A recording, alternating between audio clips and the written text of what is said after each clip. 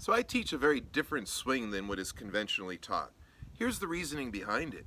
If the conventional swing worked, you'd already be a good golfer right now. You've put in the effort, you've put in the time, you want it, you've put in the money, but it doesn't happen. Now, let me clue you in on some stuff here. The traditional swing asks certain things of you. They want you to accomplish certain things during the swing. Well, the funny part about the swing that I teach, it's a very different setup position. It's a very different swing thought, but it produces exactly what the traditional swing would require. So like, for example, let's just start right from the setup position, right? The traditional swing asks for a balanced setup position. So what they do is they weight 50-50.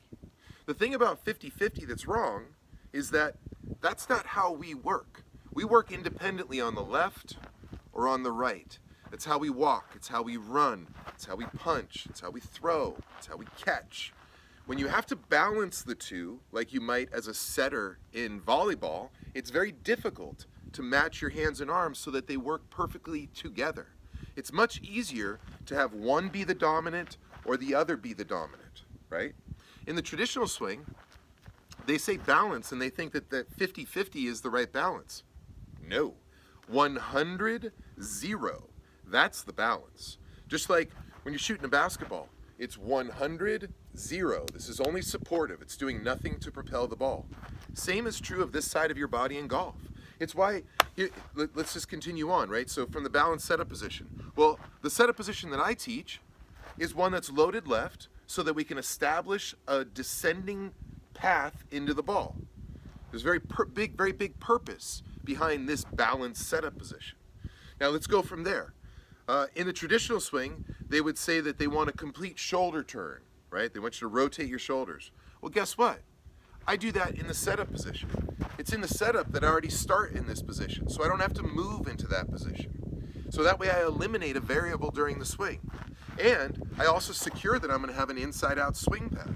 Another thing that the traditional swing would like you to have, an inside-out swing path.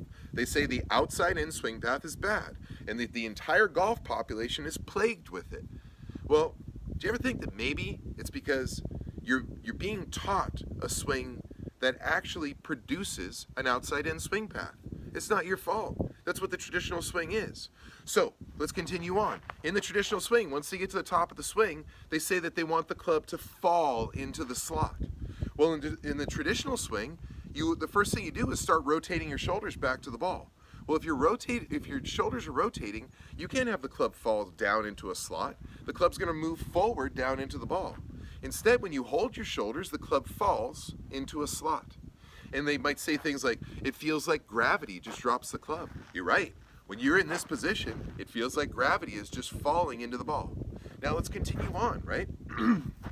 In the traditional swing, they also say you should hit into your left side. It's a trait of good ball striking.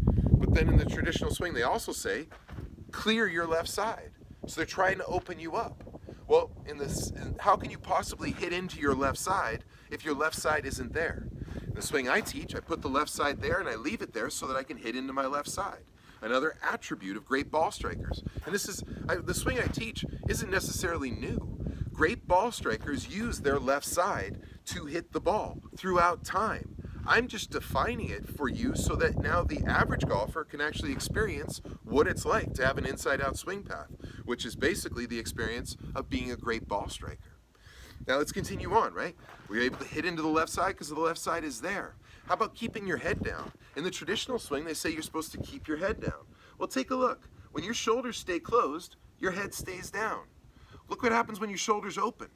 When your shoulders open, my left shoulder right now is pulling on my neck. It's trying to pull me up and out of the shot. So keeping your head down while your shoulders are rotating is impossible, and it requires great timing and athleticism. Instead, let's keep the head down by holding the shoulders back.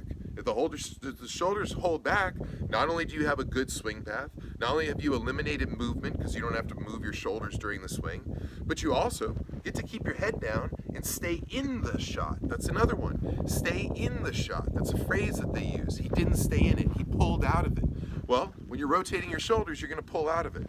When you don't rotate your shoulders, you stay in the shot. So The irony for me, and I can go on, and yeah, I probably will in some other video. The irony for me is this, though. You know, the traditional swing asks of certain requirements of you to create during the swing, but they don't tell you exactly how to do it. All I'm doing is telling you how to do it. And you know what? It is different than you've been taught. And it's that difference that's going to allow you to do it and actually play the golf that you want to play.